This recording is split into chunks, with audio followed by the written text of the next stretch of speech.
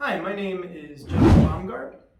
I wanted to make an updated or revised video to my original video on fasting with some suggestions and tips. If you watched the first one, this could be a repeat. In any case, if you're new to fasting or want to hear, an experience and, learn a little bit more about it, then maybe you'll find these tips to be helpful. Okay, let's go.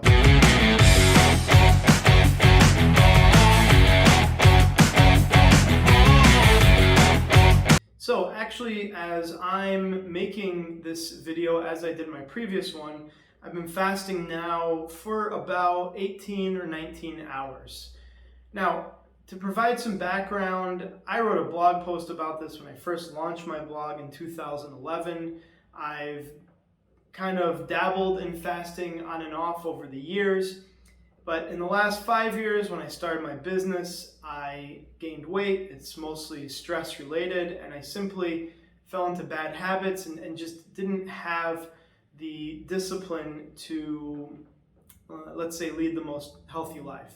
I always was able to exercise, but, like I mentioned, due to the stress of having a business and mostly bad habits, it's been hard for me to lose weight until recently.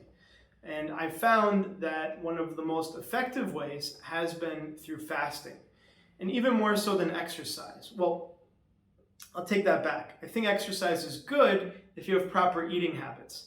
And one video I'd recommend is by a guy named Dr. Berg. He does a lot of great videos on fasting, and I'd suggest following his tips. And one of them is, you need to start off with the right diet first before all the other things. So I think one reason it was hard for me to lose weight in the past is because I would exercise and think that was enough, but then I would just eat more calories because I say, hey, I exercised, right? And I wouldn't lose weight. So it's actually easier for me, I've found, to lose weight via fasting. So I wanted to give some suggestions and provide my own experiences to maybe help you if this is something that you're interested in trying out.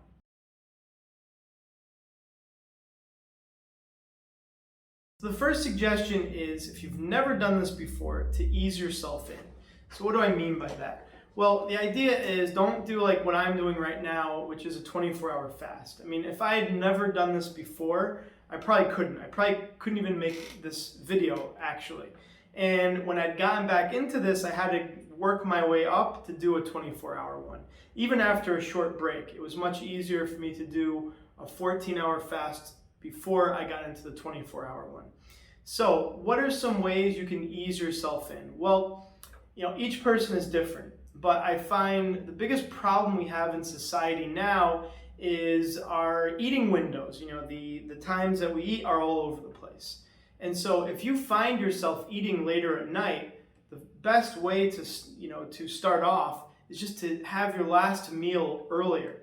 So if you eat at 8 or 9 every night for your dinner, try to bring that down a few hours. Now, this is not easy, and the hardest part I find is going to bed hungry.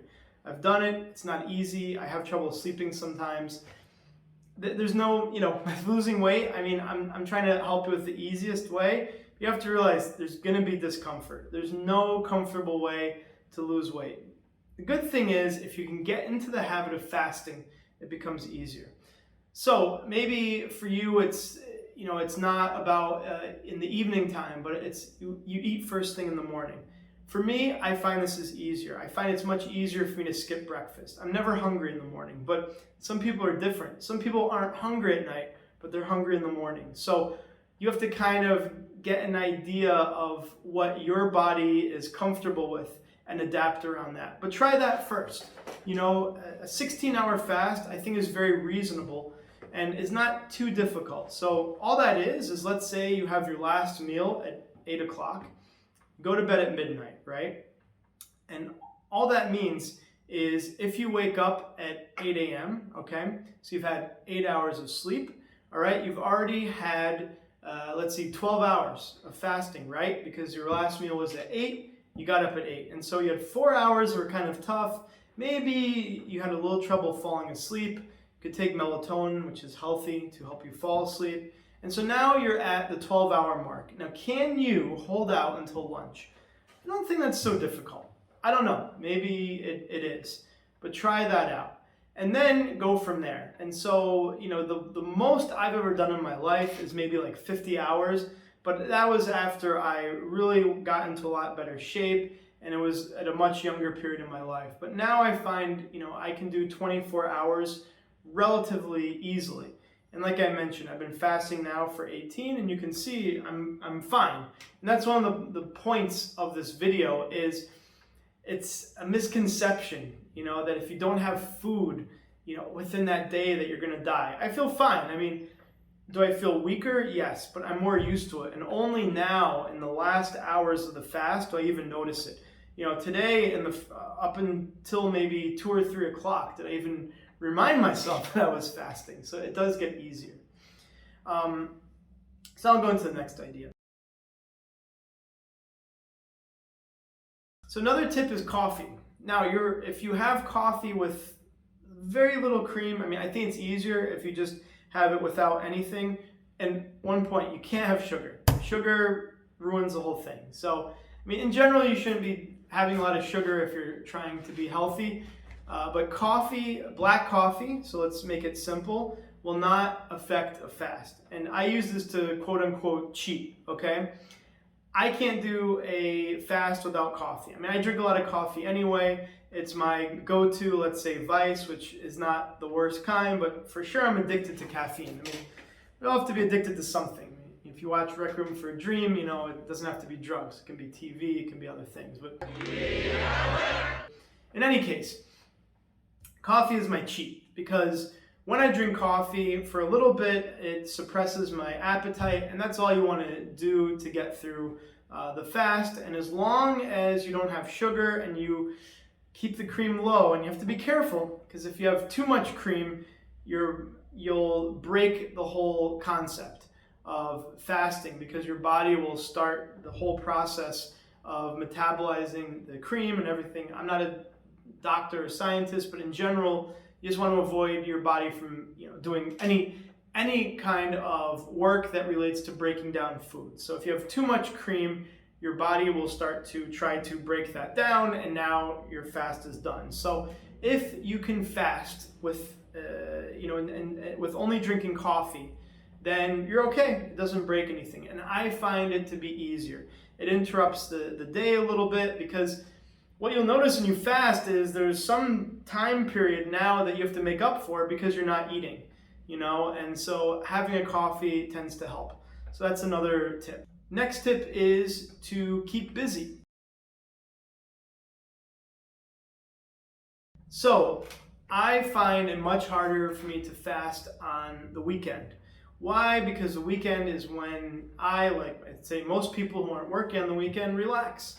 And when I relax, I have more free time, I have more leisure, and that means that I have idle time. And what's a great way to fill idle time is to eat. I'm not saying snack, but maybe you want to go out to dinner. It's a weekend, you want to have a fun time. That's a harder time for me to fast. But if I have a busy day and it's just packed, if I have some phone calls to make, some errands to run, some things to do, that helps speed up the time. And that's really all it is with fasting, is it's a battle of time. And so the longer you can hold out without eating, the more benefits you'll receive. And I'll provide a video in the description from Dr. Berg. There's many others, but he just comes up in YouTube, and he goes on the whiteboard and outlines all of the benefits, and it's quite amazing. So if you can just keep yourself busy and not think about it, it's easier. Because if I were just sitting there, relaxing, looking outside, maybe watching TV or whatever, the idea of food and eating is gonna come up. But if I'm busy and I just don't have even time to think, it's much easier to get through the day and get through and get to your results. So that leads to another tip. Okay, so this tip is to educate yourself about fasting and learn about the results. I also find with exercise this helps. The more you learn about what you're doing, how you're improving yourself, the more motivation you can have. So when you remind yourself of all the benefits, when you focus on your goal of losing weight and tell yourself, you know what, the more I get, through this, or the more hours I put into this particular fast, the greater the benefits. I think it's a positive motivating factor. If you're just gonna say, oh, I'm gonna fast to lose weight, and not really read about all the benefits, then kind of doing yourself a disservice, because there's an incredible amount of things that are going on in your body, believe it or not, while you're not feeding it, So I would suggest educating yourself about fasting. This will help you in the process. And even as I am doing this, and I said I'm almost done with my fast, I'm in maybe my 18th or 19th hour, but I even notice now I'm not as sharp in my brain, but I wanted to make this video specifically while I'm fasting, so you can have an idea of what someone is like when they're fasting. And I'm making some others today, so you'll also watch a couple of other videos I'm doing while I'm fasting. But I notice even now I'm getting a little bit more tired in my brain. That my mental clarity is not as sharp because I'm haven't been with food for some bit. So I'd like to now wrap up. Like I said, you have to know your body, but I think fasting is an amazing tool.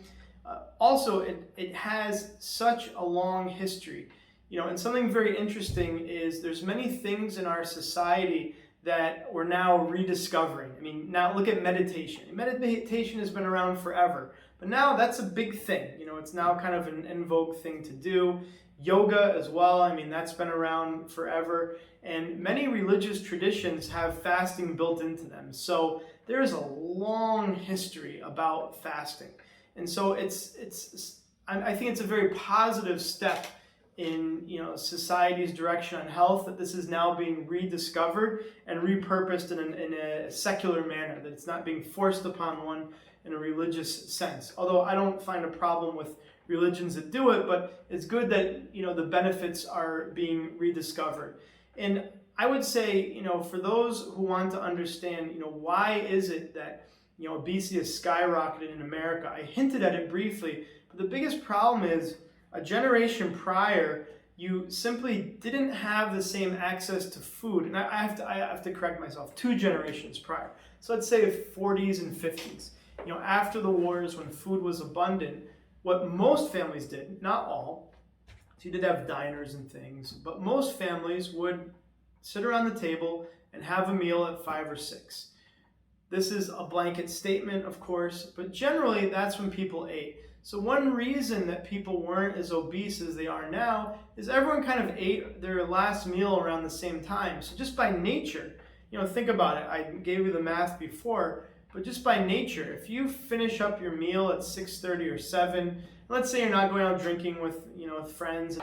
Sorry, we're going streaking and everything. And once again, there's just so many exceptions. But imagine as a general rule, then if you go to bed around, let's say 11 or 12, then you've already fasted for 14 hours. And I think this is why a lot of people were in better shape back then, even though exercise wasn't so important. Now, let's look at 2021.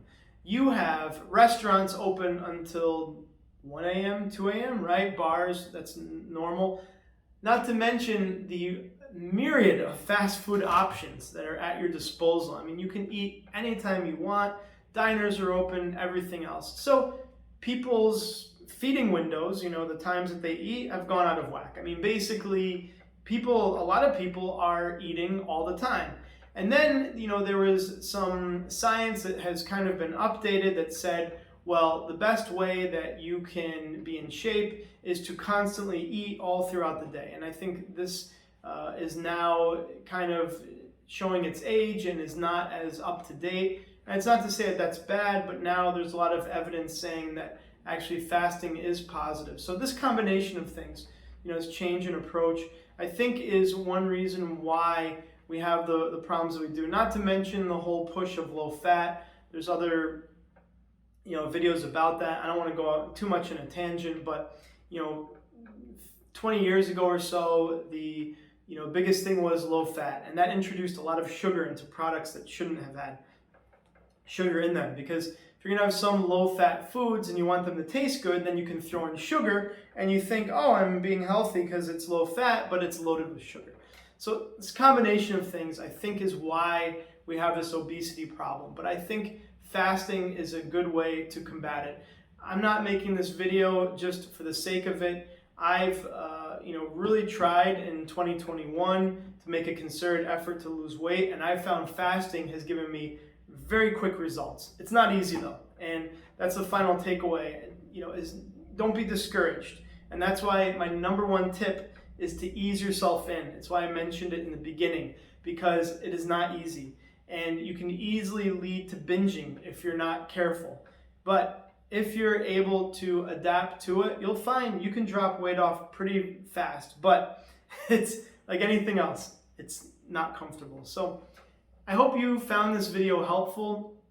If you like these type of videos on health, I can relate my own anecdotal experiences, then you want to subscribe to the channel, check it out, and I'll keep making more videos. So thank you for checking out this video, and talk to you soon.